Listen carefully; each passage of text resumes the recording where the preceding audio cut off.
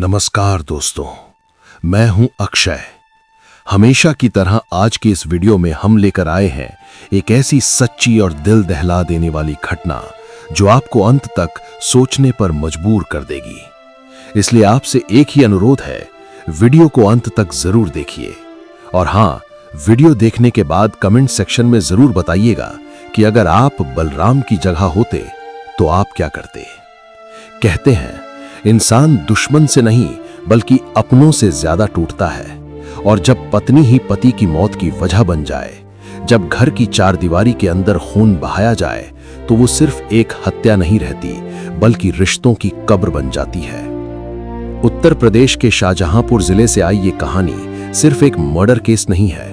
ये कहानी है नाजायज रिश्ते, धोखे और बेरहमी की, जहां भतीजे ने पैर पकड़े, पत्नी सीने पर बैठी और एक सोते हुए पति का गला काट दिया गया। ये घटना है शाहजहांपुर जिले के पुआया थाना क्षेत्र के भटपुरा गांव की। एक साधारण सा गांव, कच्चे पक्के घर, और उन्हीं घरों में से एक घर में रहता था 30 साल का बलराम। बलराम कोई बड़ा आदमी नहीं था, एक आम ग्रामीण जो अपनी पत्नी पूजा के साथ एक सामान्य जिंदगी जी रहा था। लेकिन बलराम को क्या पता था कि जिस घर को वो अपनी सबसे सुरक्षित जगह समझता है, वही घर उसकी मौत की जगह बन जाएगा। बुधवार की सुबह जब गांव में लोग अपने रोजमर्रा के कामों में लगने ही वाले थे, तभी भटपुरा गांव के एक घर से चीख पुकार नहीं बल्कि सन्नाटा निकला। घर के अंदर चारपाई पर बलराम की लाश पड़ी थी, गला पूरी तरह रेता हुआ, चारों तरफ खून फैला हुआ। जिसने भी वो मंजर देखा, उसकी रूह कांप गई। पहली नजर में यह मामला किसी बाहरी हमलावर का लग रहा था, लेकिन पुलिस को कुछ बातें शुरू से ही खटक रही थीं। पुलिस ने जब जांच शुरू की तो सबसे पहले घर वालों से पूछताछ हुई। बलराम की पत्नी पूजा, वो न रो रही थी न घबराई हुई लग रही थी। उसका व्यवहार एक शोकग्रस्त पत्नी जैसा बिल्कुल नहीं था। यहीं से पुलिस को शक हुआ कि कहानी बाहर से नहीं, घर के अंदर से जुड़ी है।